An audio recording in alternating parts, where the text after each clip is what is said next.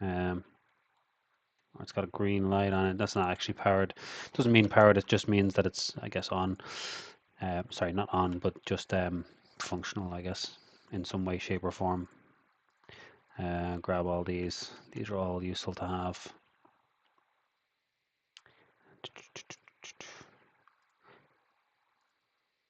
But yeah, when you come across a derelict, if you will need scrap and conduits and ways to repair the ship if you want to take it, right? So um, definitely keep that in mind. That keep a healthy kind of lump or a healthy kind of setup of scrap and stuff to be able to make sure you're able to fix a decent derelict if you wanted to find one, or if you came across one, you know. If it's really far to travel, just an IP an easy way to do it. But overall, you can see this is what the ship looks like. You can zoom all the way out. It's quite a lot in it. So this is quite a big derelict to find on the first run, first ship. So what I'll do is I would normally start to deconstruct everything now that I know where it is, right? So I've had a good look around, come back in here. Let's take my, there's the low pressure alert. So give that a second to come back on and take my spacesuit helmet off. Give it a second just to get some oxygen back so the CO2 buildup goes away. Go ahead and lift this for a second and put all the scrap into it. So I'm going to leave all this scrap aluminium, electronics, mechanical parts. These are all parts that I'll need to fix batteries or whatever else I'll need down the line, and the likes of the motors and everything. So we will leave them there for a minute because I'm going to be lifting the big stuff first. Oop, put that back before I drag it around. So let's put our helmet back on and let's go. Back out here, let the door close, and out we go. So first thing I'm going to go for from kind of, I guess, playing the game is these. I'm going to go straight for these canisters, uninstall them, speed up a little bit, and so you can see uninstall one speed. Like I said before, the more you do it, the better he gets. The better he gets, then the quicker it does it. So it might get like X7, X10.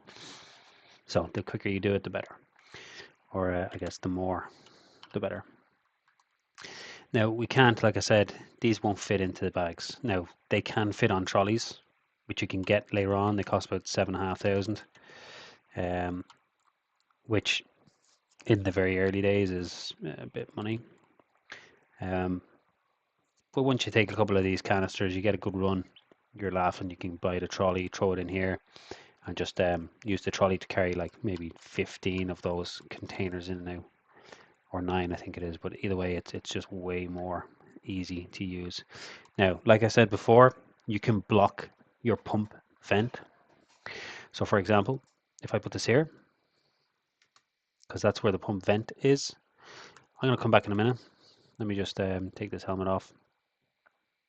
So right, what will happen is as I start to use up the oxygen in here, it's not going to replenish. So the O2 alarm, or the oxygen alarm, if you will, that's on, and it's connected to the pump. So if I flick open the panel, this input here, if you left click, you connect it to your O2 alarm.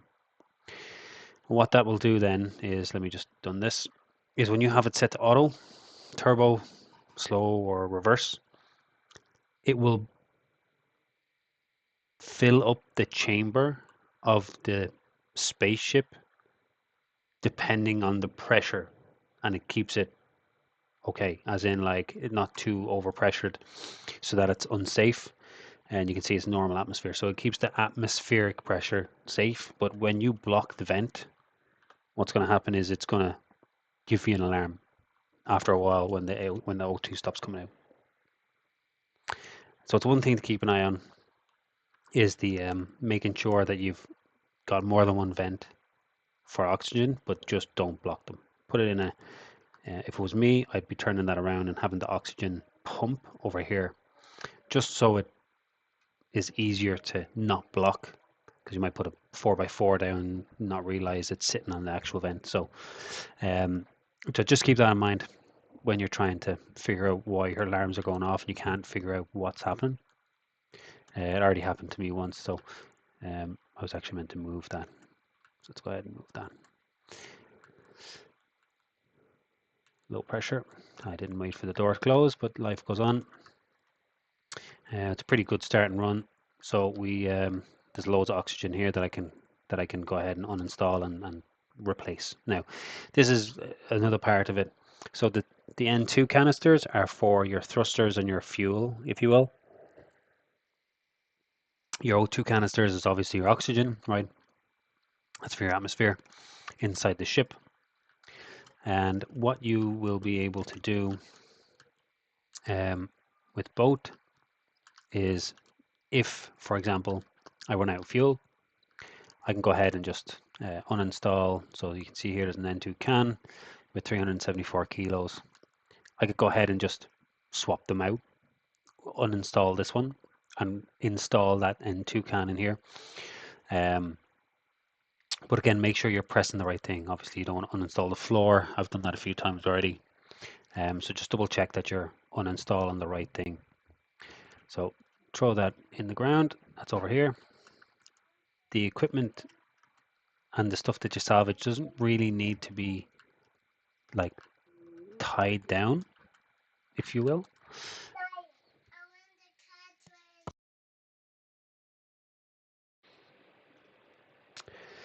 And that's mostly because when it's not tied down, unless you're, hitting off something, or unless you have an impact with something, it doesn't really move too much. So you don't need to worry all that much about where you're putting stuff down, I guess. Now, look, helmet, atmosphere is unsafe. So you can see that on the bottom right, CO2 alarm starting to go off. You got a little bit of time to bring yourself back into a safe environment. Take your helmet off and let some oxygen back in. So stand in here for a second, let them close. See, you're starting to feel vaguely unwell and flushed, right? So I'm going to go ahead and drop this down here. Take my helmet off. And let's get some oxygen back, right? So your pardon me, your stats you'll see, right? If I walk out here into the vacuum, I'll get a lot of pain all of a sudden. Maybe not this, like it needs to be the vacuum, you'll see now. So thin atmosphere, I start to get pain then in a second. There we go, cold, pain. So you don't obviously want to be standing in an atmosphere where there's no oxygen. You'll die very quickly, obviously, right? So I'm just giving it a second to get back to normal.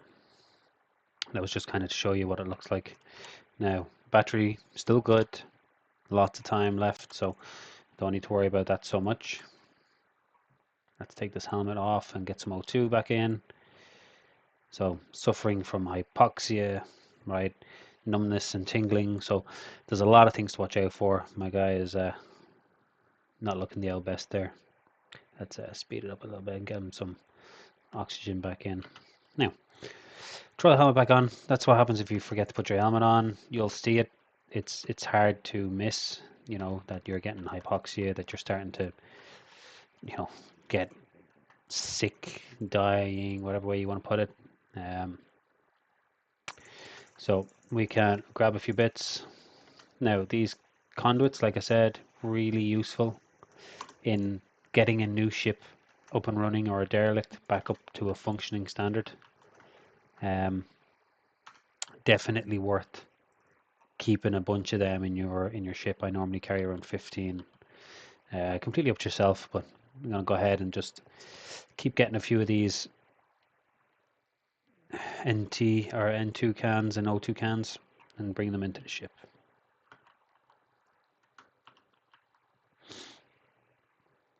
And once I've got a lot of these, again, what I'm going to do is I'm going to show you how to sell them, where what the difference between like the prices from having a license or not. So my O2 alarm's starting to go off. Let's grab this and make our way back in. The difference between the price of not having a trade license and the license is quite a bit. So it's worth dropping a couple of these in and getting a trade license kind of early. Plus, it stops you from being, I guess, fined from salvaging without a license. So if I was to be caught now, so you can go ahead and look at the nav, for example. But if I was to be caught, here's the notice of not having a registered ship. So it'll pop up every time I jump in here until I fix that, because I took the ship from the poker match, remember? So you can have a look around. But if, for example, you start to disengage docking clamp, sorry, map controls and have a look around. So if you were to see a little ship flying around here, you can see one there, right? Did you eat? And cure mass. If they were to kind of come by and they happen to be like a, I guess the what you call it, the force, the police force, or whatever you call them in this particular game, and they see you salvaging without a license, you have fines to pay. It comes up in here, and you'll be able to see them. So they're definitely worth it. You buy a 24-hour one, it costs about 5,000, and it goes all the way up to like I think it's like a 1 year one for like 1 million or something. So definitely worth grabbing one of them. Obviously not the 1 million one from day one, but you can get a 5 grand one easy enough. It's not too hard. So more canisters. Bring this back in. Now what I'm going to do is I'm going to fly through this a little bit quicker. Now that you got the idea of how the game kind of works to a degree. I'm just going to fill up this ship with bits that I can sell pretty easily, and then we're going to show you how to do that as well. So this is going to take just a few moments to get it all sorted. What I'll do is I might just do a couple more and then make my way back. So not the pump, I want the O2 can.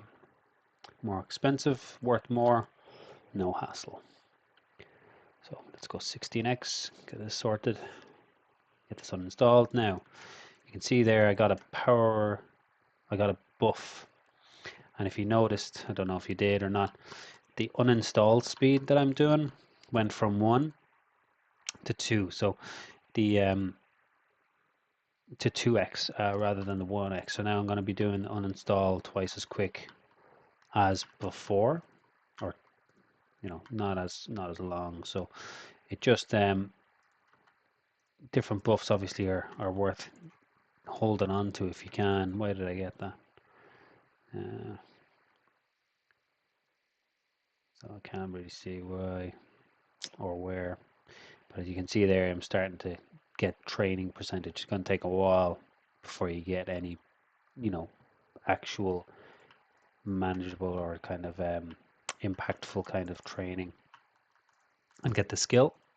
But look, that's what it's all about. That's what these games are about, right? You don't just have the skills, you need to earn them.